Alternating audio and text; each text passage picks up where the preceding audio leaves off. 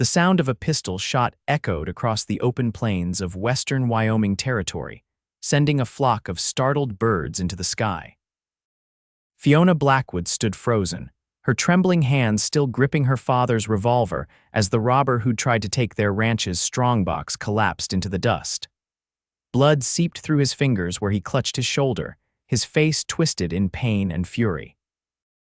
It was 1878, 5 years after her father's death had left her alone to manage Blackwood Ranch, and the first time she'd ever shot a man. "You'll regret this," the wounded man snarled as his companion dragged him onto his horse. "Nobody crosses the Clayton gang. We'll be back, and you'll lose everything." Fiona's heart pounded against her ribs as she watched them ride away, but she kept the gun steady until they disappeared over the horizon. Only then did her knees buckle, sending her collapsing onto the porch steps of the small ranch house her father had built with his own hands. She defended her home today, but for how long? A woman alone couldn't stand against a gang determined to take what was hers. The summer sun beat down mercilessly as Fiona made her way back inside, bolting the door behind her. The ranch hands would be back from the north pasture soon, but she knew it was only a matter of time before Clayton's men returned. She needed help more than the 3 aging cowboys who worked her land could provide. 2 days later, Fiona rode into the dusty streets of Sweetwater, the nearest town to her isolated ranch. The main street bustled with the usual activity: freight wagons unloading supplies at the general store, cowboys fresh off the trail spending their wages at the saloon, and the occasional respectable townsfolk hurrying about their business. She tied her mare outside the sheriff's office and pushed through the door, the bell above announcing her arrival. Sheriff Harmon looked up from his desk, his weathered face creasing into a frown when he recognized her. "Miss Blackwood," he said, setting aside his paperwork. "What brings you to town?" "Clayton's men tried to rob the ranch," she said without preamble. "I shot one of them in the shoulder." The sheriff's bushy eyebrows shot up. "You shot Billy Clayton?" "I don't know who he was, but they threatened to come back." Sheriff Harmon sighed, removing his spectacles and rubbing the bridge of his nose. "Miss Blackwood, I've told you before you should sell that ranch and move somewhere safer. A woman has no business trying to run a cattle operation alone." Fiona's jaw tightened. "That ranch is my home and my livelihood. I'm not selling." "Then I don't know what to tell you. I've got 1 deputy and 20 miles of territory to cover. I can't station someone at your ranch, and the Clayton gang isn't known for giving up easy." "Then I'll hire someone." Fiona turned toward the door. "Someone who isn't afraid of the Claytons." "Miss Blackwood," the sheriff called after her, "don't do anything foolish. Men who aren't afraid of the Claytons are usually men you shouldn't trust around your property or yourself." Fiona ignored him, stepping back into the bright sunshine. She had nearly $500 saved money that was supposed to go toward new breeding stock in the fall, but if she didn't survive until fall, new cattle wouldn't matter. She needed a gun, someone skilled enough to keep the Claytons at bay. The Rusty Nail Saloon seemed the most likely place to find such a man. Fiona hesitated outside the swinging doors, aware of how improper it was for a respectable woman to enter such an establishment. But propriety wouldn't save her ranch. Taking a deep breath, she pushed through the doors. The midday crowd was sparse: a few men playing cards, others nursing drinks at the bar. Conversation halted as she entered, and all eyes turned toward her. "Madam," the bartender said, his surprise evident. "Can I help you?" "I'm looking to hire a man skilled with a gun," Fiona announced, her voice carrying in the sudden silence. "Someone who can protect my ranch from the Clayton gang." A few of the men exchanged glances, one snickered. "Lady, anyone who crosses the Claytons ends up dead," one man called from a corner table. "No offense, but there ain't enough money in Wyoming to make that worth a man's while." $500, Fiona said firmly, "for a month's work." More murmurs, but no takers. 500 was a good sum, but apparently not enough to risk the Claytons' wrath.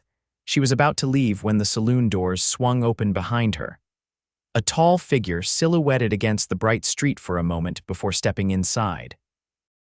The man was lean but broad-shouldered, dressed in a dark duster despite the summer heat. A well-worn Stetson shadowed his face, but when he lifted his gaze to survey the room, Fiona caught a glimpse of striking blue eyes in a sun-bronzed face. "Brody Ross," one of the card players muttered, and there was something like respect or fear in his voice. The newcomer moved to the bar, seemingly oblivious to the stares. "Whiskey," he said, his voice low and graveled as if he didn't use it often. The bartender hurriedly poured a drink. "Passing through, Mr. Ross." The man Brody nodded once, tossing back the whiskey in a single swallow. Fiona stepped forward before she could lose her nerve. "Mr. Ross, I'm looking to hire protection for my ranch." He turned slowly, and Fiona found herself being assessed by the most penetrating gaze she'd ever encountered. His eyes were indeed blue, but so pale they were almost silver, startling against his tanned skin and the dark stubble covering his jaw. "Not interested," he said, turning back to his empty glass. "The Clayton gang is threatening my property," she pressed. "I'm offering $500 for a month's work." At the mention of the Claytons, something flickered in Brody's expression so quickly Fiona almost missed it. "The Claytons, huh?" he signaled for another whiskey. "What you do to rile them up? I shot one of them when they tried to rob my ranch." A surprised chuckle rippled through the saloon. Brody's eyebrows rose slightly. "You shot a Clayton in the shoulder. They promised to come back." He studied her for a long moment. "They will, and they'll bring friends. That's why I need help. 500 won't buy you much time against the Claytons. It's all I have." Brody tossed back his second whiskey, then placed the glass on the bar with deliberate care. "Where's your ranch?" "Blackwood Ranch, about 15 miles west of town near the fork of the Snake River." Recognition flashed in his eyes. "Thomas Blackwood's place, my father. He died 5 years ago." Brody seemed to consider this information. The saloon had gone quiet again, everyone watching their exchange. "You're wasting your time, Miss Blackwood," called one of the card players. "Ross here has his own troubles with the law. Last thing you need is to give the sheriff another reason to come snooping around your property." Fiona glanced at Brody, but his expression revealed nothing. "I'm not looking to hire a saint," she said firmly. "Just someone who can keep the Claytons from burning me out." Brody placed a coin on the bar and adjusted his hat. "I'll ride out and take a look," he said finally. "Can't promise more than that." Relief washed through her. It wasn't a commitment, but it was something. "Thank you. I'll be heading back now if you'd like to follow." He nodded once, and Fiona turned to leave, aware of the whispers that erupted behind them as they exited the saloon. Outside, Brody untied a magnificent black stallion from the hitching post. The horse was tall and powerful, with a gleaming coat that spoke of careful attention, not the mount of a drifter or a common outlaw. "Nice horse," Fiona commented as she mounted her own mare. "Midnight's the best thing I own," Brody replied, swinging easily into the saddle. His movements were fluid and controlled, like those of a man who'd spent most of his life on horseback. They rode in silence for several miles, Fiona casting occasional glances at her companion. He sat tall in the saddle, scanning the horizon constantly, alert to every sound and movement around them. The butt of a revolver protruded from a holster at his hip, and she glimpsed a rifle in a scabbard beneath his duster. "How long have you been at Blackwood Ranch?" he asked finally, breaking the silence. "All my life. My father established it when I was a baby. My mother died when I was young, so it was just the two of us until he passed. And you've been running it alone since then?" "I have 3 ranch hands, good men but getting on in years. They handle the cattle work, but they're not gunfighters." Brody nodded thoughtfully. "Why haven't you sold? Plenty of women in your position would have." "It's my home," Fiona said simply. "The only one I've ever known. My father built it from nothing. I won't be the one to lose it." Something that might have been respect flickered across his face. "What about you, Mr. Ross? What brings you to Sweetwater? Just passing through? Those men in the saloon seem to know you." A corner of his mouth quirked up. "My reputation often arrives before I do." "And what reputation is that? Depends who you ask." His expression closed again. "Some say I'm a hired gun, others call me worse." "Are you a hired gun?" "I've been paid to use my skills," he acknowledged, "but I choose my employers carefully." "And how do you choose?" Brody glanced at her, those pale eyes assessing. "I don't work for men who hide behind others to do their dirty work, and I don't hurt women or children." It wasn't much of a moral code, but it was something. Fiona nodded, satisfied for the moment. As they crested a hill, Blackwood Ranch came into view in the valley below. It wasn't large by Wyoming standards, a modest house, a barn, bunkhouse, and corrals, with several hundred acres of grazing land stretching toward the distant mountains. But to Fiona, it was the most beautiful sight in the world. "That's it," she said, unable to keep the pride from her voice. Blackwood Ranch. Brody surveyed the property with a critical eye. "Defensible enough with those hills at your back. How many head of cattle?" "About 200. We lost some to a harsh winter last year." They rode down into the valley, and as they approached the ranch house, 3 men emerged from the barn. The oldest, a white-haired man with a pronounced limp, stepped forward as they dismounted. "Miss Fiona," he called, his eyes wary as they fixed on Brody. "Everything all right?" "Fine, Hank. This is Mr. Ross. He's going to help us with our Clayton problem." Hank's bushy eyebrows rose nearly to his hairline. "Ross, I've heard that name." "I'm sure you have," Brody said evenly. "All bad, I expect." The old ranch hand didn't deny it. "Miss Fiona, can I have a word?" Fiona nodded to Brody. "Please make yourself comfortable. There's water in the trough for your horse." She followed Hank a short distance away, already anticipating his concerns. "Miss Fiona, do you know who that is?" Hank whispered urgently. "That's Brody Ross. They call him the Widowmaker in some parts. He's killed more men than smallpox. I need someone the Claytons will think twice about crossing." "Hank, there's a difference between hiring protection and inviting a wolf into the fold. He's got a price on his head in Colorado." "For what?" Hank hesitated. "Story goes he killed a man in a fair fight, but the man had powerful relatives. They branded him an outlaw, so he's not wanted for murder." "Not technically, but then he'll do." Fiona turned back toward the house. "The Claytons won't wait, Hank. We need help now." When she returned to where Brody was watering his horse, she found him examining the property with the critical eye of a tactician.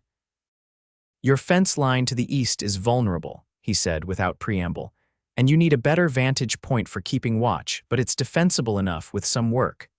"Does that mean you'll take the job?" Brody turned those penetrating eyes on her. "500 for a month. But understand something, Miss Blackwood. If the Claytons come in force, I'm just one man. I can't guarantee your safety or your property." "I understand, but one man with your skills is better than none." He nodded once. "I'll need to know everything about the Claytons, how many, their usual tactics, when they threaten to return." Fiona led him to the house, aware that her 3 ranch hands were watching with undisguised suspicion. Inside, she offered him coffee, which he accepted with a nod of thanks. "The man I shot called himself Billy Clayton," she explained, pouring the coffee. "There were 2 of them. They came asking for water for their horses, then pulled guns when I opened the door, said they were taking the strongbox." "Billy's the youngest Clayton brother," Brody said, sipping his coffee. "Mean, but not too bright. The real danger is his older brothers Wade and Silas. Wade's the brains, Silas is the muscle. They usually ride with 4 or 5 others. You know them? Our paths have crossed." Something dark passed over his face. Wade Clayton doesn't forget a slight, and he considers a bullet in his brother more than a slight. "How long do you think we have?" "Hard to say. Depends how bad Billy was hurt. A few days, maybe a week." Fiona's heart sank. "A week wasn't much time to prepare. We'll need to fortify what we can," Brody continued, "and you should send your men away before trouble comes.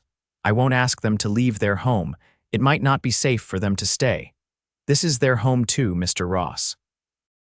They've been with my father since before I was born. They won't leave, and I won't ask them to." Brody studied her for a long moment, then nodded. "Then we'll need to arm them properly. Can they shoot?" "Well enough to scare off wolves from the herd." "Shooting men is different than shooting wolves." He set down his cup. "I'll need to see what weapons you have." For the next 2 days, Brody worked from dawn until dusk, reinforcing vulnerable points around the ranch. He built firing positions, cleared lines of sight, and set up an early warning system of tin cans strung on wire along the approach to the ranch. Each evening, he drilled Fiona and the ranch hands on what to do if the Claytons attacked. On the 3rd night, after the hands had retired to the bunkhouse, Fiona found Brody sitting on the porch, cleaning his revolver by the light of a lantern. His nimble fingers worked with practiced efficiency, disassembling and reassembling the weapon. You should get some rest, she said, offering him a cup of coffee. He accepted it with a nod of thanks. I'm used to keeping watch. Fiona settled onto the porch step beside him.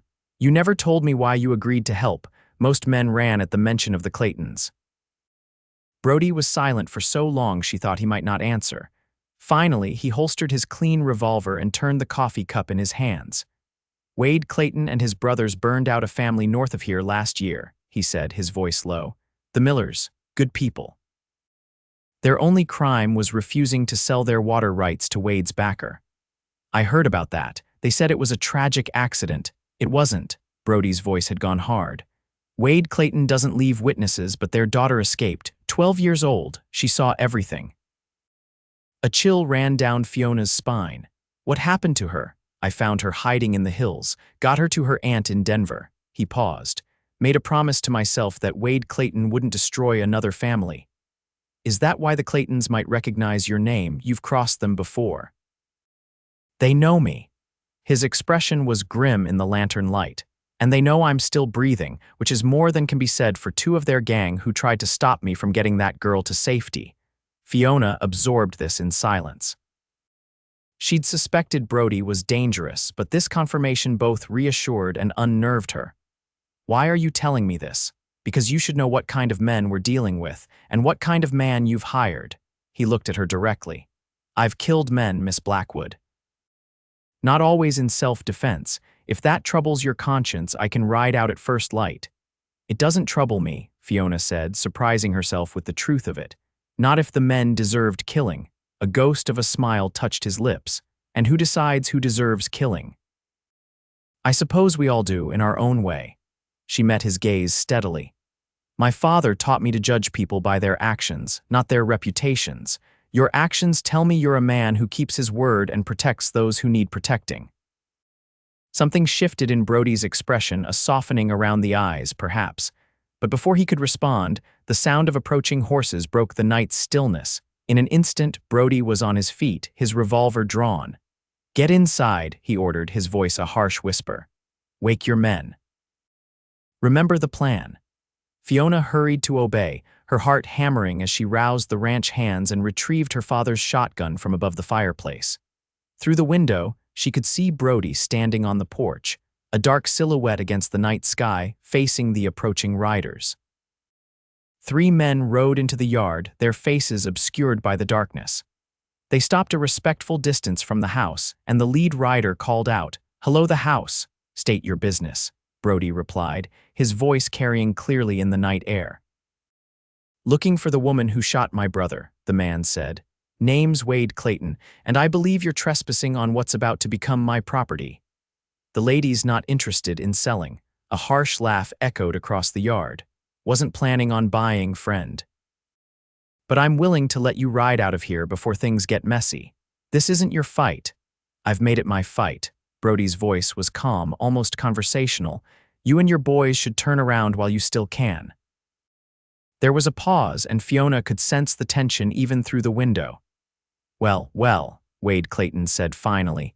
If it isn't Brody Ross, heard you might be in these parts, still playing hero, still burning out innocent ranchers, Wade. The Millers were a misunderstanding. So was the bullet your brother took, Brody replied evenly. But I expect he'll live. Question is, will you? Because if you don't ride out now, I can't make the same guarantee. The threat hung in the air between them. Fiona held her breath, finger resting near the trigger of her shotgun. 3 against 1, Ross. Bad odds, even for you. I like my odds just fine, but if you're worried about fairness. Brody's hand moved to his gun belt. You want to try your luck one-on-one, right here, right now? Wade Clayton shifted in his saddle. Another time, perhaps. When we're on more equal footing. You mean when you have more men at your back, Brody said with contempt. Ride out, Wade, and don't come back. For a moment, Fiona thought violence would erupt right there, but after a tense silence, Wade Clayton reined his horse around. This isn't over, he called over his shoulder. Not by a long shot. It never is with you, Brody replied. They watched as the 3 riders disappeared into the darkness. Only when they were gone did Brody lower his gun and step back toward the house. Inside, Fiona met him at the door, her hands still trembling on the shotgun. Will they be back? Yes, Brody said grimly. But not tonight. Wade doesn't like fair fights. He'll gather more men, make a plan. How many? As many as he thinks he needs. 6, maybe 8. He took the shotgun gently from her hands. We should double the watch tonight, just in case. I'll take a shift, she said firmly. Brody looked like he wanted to argue but nodded instead. Second shift with me. Your men can take first and third. The rest of the night passed without incident, but tension hung over the ranch like a thundercloud. During their watch, Fiona and Brody sat side by side on the porch, speaking little but drawing strange comfort from each other's presence. You handled yourself well tonight, Brody said as the first hints of dawn appeared on the horizon. Most women would have been hysterical at the thought of gunplay. I'm not most women, Mr. Ross. No, he agreed, a hint of admiration in his voice. You certainly aren't. The following days fell into a tense pattern. Brody continued to fortify the ranch while Fiona and her men tried to maintain some semblance of normal operations. Cattle still needed tending, repairs couldn't wait, and life had to go on despite the threat hanging over them. A week passed without sign of the Claytons. Then another. Fiona began to hope that perhaps Wade Clayton had decided she wasn't worth the trouble after all, but Brody remained vigilant, his expression growing more concerned rather than less as time stretched on. They're planning something, he said one evening as they ate dinner on the porch, watching the sunset paint the hills in gold and crimson. Wade's not the type to let things go. Maybe they've moved on to easier targets, Fiona suggested. Brody shook his head. You wounded his brother and made him back down in front of his men. His pride won't let that stand. Fiona sighed, setting down her plate. So we just wait for them to make their move. For now, he glanced at her. You're not getting cold feet about our arrangement, are you? No, but... She hesitated. Your month is nearly up. Will you stay if they haven't shown themselves by then? The question hung between them. Brody's expression gave nothing away as he considered his answer. I'll stay, he said finally, until the threat is dealt with. Relief washed through her, followed quickly by guilt. I can't pay you more than we agreed, not until after the fall cattle sale. I'm not staying for the money, Miss Blackwood. Their eyes met, and something unspoken passed between them. Fiona felt heat rise to her cheeks and looked away first. Why are you staying then? She asked softly. Brody was silent for a long moment. Because some things are worth protecting, he said finally. Before she could respond, the distant sound of a galloping horse drew their attention. They both stood, hands moving instinctively to their weapons, but as the rider came into view, Fiona recognized young Jimmy Parker from the neighboring ranch. Miss Blackwood, the boy called as he reined his lathered horse to a stop in the yard. Pa sent me to warn you. Clayton's men are gathering at Miller's old place. Lots of them, at least a dozen. Fiona's blood ran cold. Are you sure? Yes, Pa spotted them while checking fence lines, said they're heavily armed and looking mean as snakes. Brody's expression had hardened. When did your pa see them? This morning. He sent me as soon as he got back. How far is the Miller place? Fiona asked. About 10 miles east, Brody answered before the boy could. Close enough to reach before nightfall if they ride hard. He turned to Jimmy. Thank your father for the warning. Get home now and stay there. As the boy rode off, Brody turned to Fiona. We need to prepare. They'll likely come tonight. She nodded, fear and determination warring within her. I'll tell the men. The next few hours passed in a flurry of activity. Brody positioned everyone strategically around the property, with clear instructions on when to shoot and when to hold fire. Water barrels were filled in case of fire, ammunition distributed, and escape routes confirmed. As dusk fell, an eerie silence descended over the ranch. Fiona knelt by a window in the house, her father's shotgun loaded and ready, watching the road that led from the east. Brody had taken position on the roof of the barn where he had the best vantage point. Miss Fiona, Hank whispered from his position near the back door. If things go bad, you need to promise you'll run. Take the hidden trail through the north pasture like we discussed. I'm not abandoning my home, Hank. Your father would want you alive more than he'd want the ranch standing, the old man insisted. Promise me. Before she could answer, a low whistle from outside Brody's signaled that riders were approaching. Fiona's heart leaped into her throat as she peered into the gathering darkness. They came slowly this time, not bothering to hide their approach. 8 riders spread out in a line with Wade Clayton at the center. Behind them, 2 men carried torches, their flames dancing menacingly in the twilight. "Fiona Blackwood," Wade's voice carried across the yard, "come out and face me."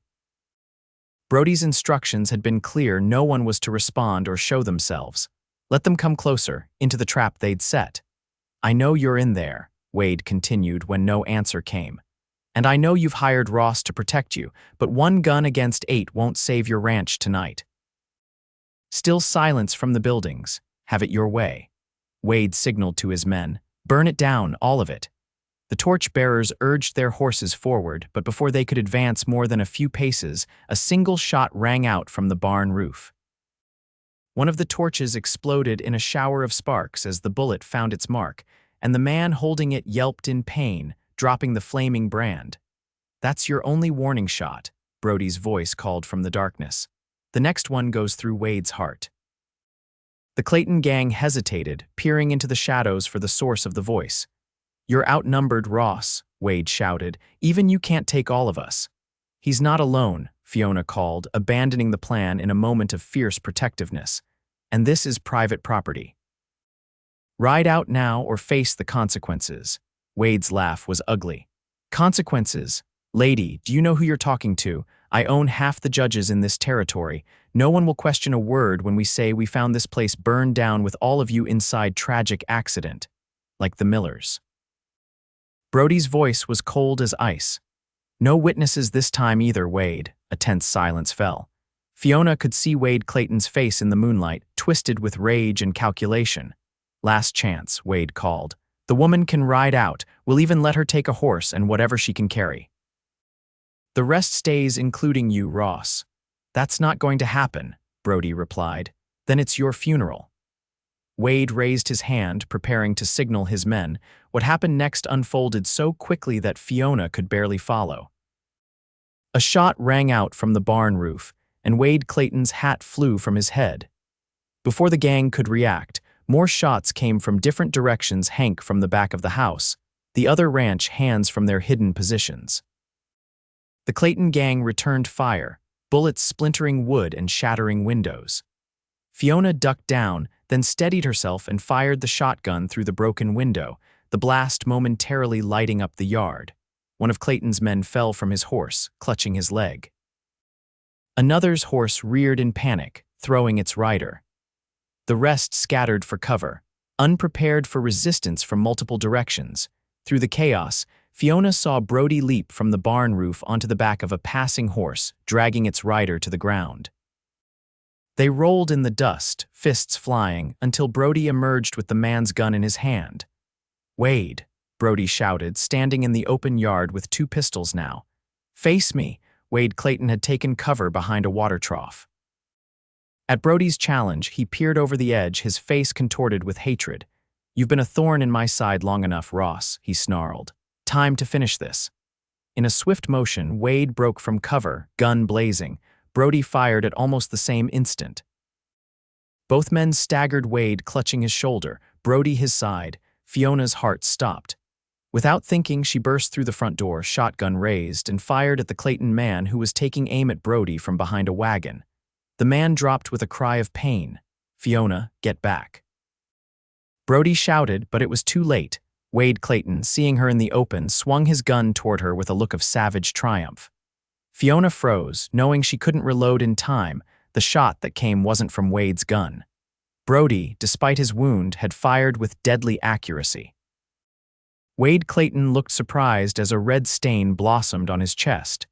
He stared at it in disbelief, then crumpled to the ground. A stunned silence fell over the yard.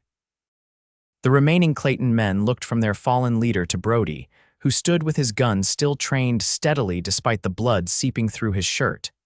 "It's over," Brody called to them. "Take your wounded and ride out. Don't come back to Blackwood land." For a moment it seemed they might fight on, but without Wade to lead them, their resolve faltered. One by one they gathered their injured, including Wade's body, and mounted up. "This isn't finished," one of them called back. "The law will hear about this." "Tell them whatever you want," Brody replied. "But remember, I know what really happened to the Millers, and so does the territorial governor now." That seemed to give them pause. Without another word, they rode away, taking their dead and wounded with them. As soon as they were gone, Fiona rushed to Brody's side. He had sunk to one knee, his face pale beneath his tan. "You're hurt," she said, reaching for his bloodied shirt. "Just a graze," he muttered, though his grimace belied his words. With Hank's help, she got Brody into the house and onto the kitchen table, where they could tend his wound properly. The bullet had indeed grazed his side, tearing through flesh but missing anything vital. Still, he'd lost blood, and the wound needed cleaning and stitching. "You're lucky," Fiona said as she worked, her hands steadier than she'd expected. "An inch to the right and you'd be dead." "Wouldn't be the first time luck's kept me breathing," Brody replied, wincing as she cleaned the wound with whiskey. "It was foolish to expose yourself like that," says the woman who ran into open gunfire. Their eyes met, and despite the pain and tension, a smile tugged at both their lips. "Guess we're both fools," Fiona said softly. "Some things are worth being foolish for," Brody replied, his gaze holding hers for a long moment before he looked away. As she stitched his wound, Fiona found herself acutely aware of him in a way she hadn't been before: the lean strength of his body, the scars that told of other battles, the gentle way he endured her ministrations without complaint. "Why did you really come to my aid?" she asked, tying off the last stitch. "The truth this time." Brody was silent for a moment, staring at the ceiling. "When I heard your name in that saloon, Blackwood, I remembered your father. He helped me once years ago when I was on the run from a false accusation. Gave me food, a place to sleep, didn't ask questions." Fiona's hands stilled. "He never mentioned you. No reason he should have. It was just one night, but a man remembers kindness when it's offered without expectation." He looked at her directly. "When I heard his daughter needed help against the same men who killed the Millers, it seemed like fate. So you came because you owed my father a debt." "I came because of a debt," Brody acknowledged, "but I stayed for other reasons." The air between them seemed to thicken. Fiona's cheeks flushed, and she busied herself with bandaging his wound. "You should rest," she said, her voice not quite steady. "You've lost blood." Brody caught her wrist gently as she finished. "Thank you," he said, his voice low, "for trusting me. Not many would. You've earned it." He released her and sat up carefully, testing the bandage. "The Claytons won't be back not soon anyway, but others might come when they hear Wade Clayton met his end here. This land is valuable, and a woman alone is still seen as easy prey." "I'm not alone," Fiona said. "I have Hank and the others. Good men, but getting older, and they can't be everywhere at once." She knew he was right. The threat had been dealt with for now, but Wyoming Territory was still a harsh place for a woman trying to make her own way. "What would you suggest?" she asked. Brody eased himself off the table, standing with a slight wince. "I think that's a conversation for tomorrow, after we've all had some rest." That night, despite exhaustion, Fiona found sleep elusive. The events of the day kept replaying in her mind: the gunfire, the fear, the moment she'd thought Brody might die. And beneath it all, a growing awareness of feelings she hadn't expected to develop for the quiet gunman. Dawn found her on the porch, watching the sunrise paint the eastern sky.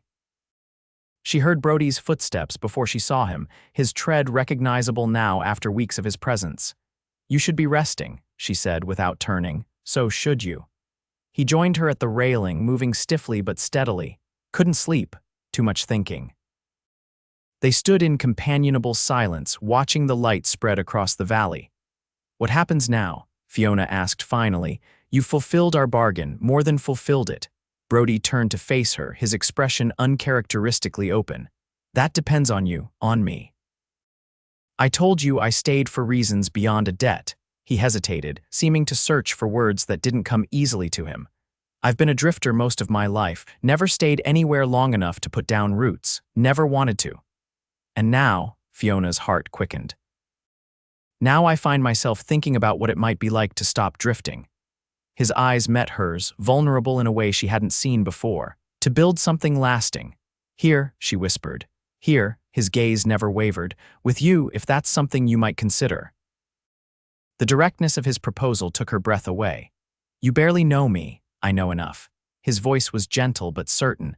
"I know you're brave and stubborn and loyal to what's yours. I know you can shoot straight and stitch a wound steady. I know your laugh is rare but worth waiting for."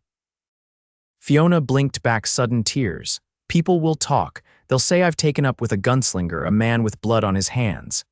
"They will," he acknowledged. "And they'd be right about the blood. I can't change my past, Fiona, but I can choose my future." "What kind of future can we have?" "You're still wanted in Colorado. That can be fixed. I know people who can help clear my name. The truth about that shooting would stand up in any fair court." He took her hand carefully. "But I need to know if it's worth fixing, if there's something here worth staying for." Fiona looked at their joined hands, her small, work-roughened fingers in his larger, scarred ones. She thought of the loneliness of the past 5 years, of the quiet strength she'd found in his presence, of the way her heart had nearly stopped when she'd seen him wounded. "When the Claytons threatened to burn the ranch," she said slowly, "Wade told me I'd lose everything." "And what did you tell him?" "Nothing then, but I know what I would say now." She met his gaze steadily. "That you can't lose everything when everything is standing right in front of you." Something bright and fierce flashed in Brody's eyes. Slowly, giving her time to pull away if she wished, he leaned down and kissed her. It was gentle at first, almost hesitant, but when she responded, it deepened into something that made her knees weak and her heart race. When they finally parted, Brody rested his forehead against hers. "I've faced down gunmen without blinking," he murmured, "but the thought of you turning me away terrified me." Fiona laughed softly. "Brody Ross, afraid? I don't believe it. Believe it." His arms tightened around her. "You're the bravest person I've ever met, Fiona Blackwood.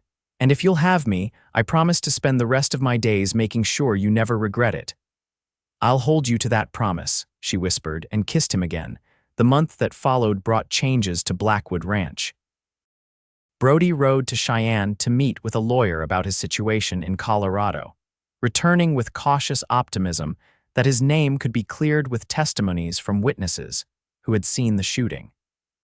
Meanwhile, he threw himself into ranch work with the same dedication he'd shown in defending it, learning the cattle business from Hank and the others. Word spread quickly about Wade Clayton's death and Brody's role in it. Some in Sweetwater viewed him with fear, others with grudging respect. But when the Clayton gang's remaining members were arrested for the Miller murders, evidence, having mysteriously found its way to the territorial governor, public opinion shifted. The story of how Brody and Fiona had stood against the notorious gang became something of a local legend. Sheriff Harmon visited the ranch a week after the shootout, his expression grave as he dismounted in the yard. "Miss Blackwood," he greeted her, tipping his hat. His eyes moved to Brody, who stood at her side.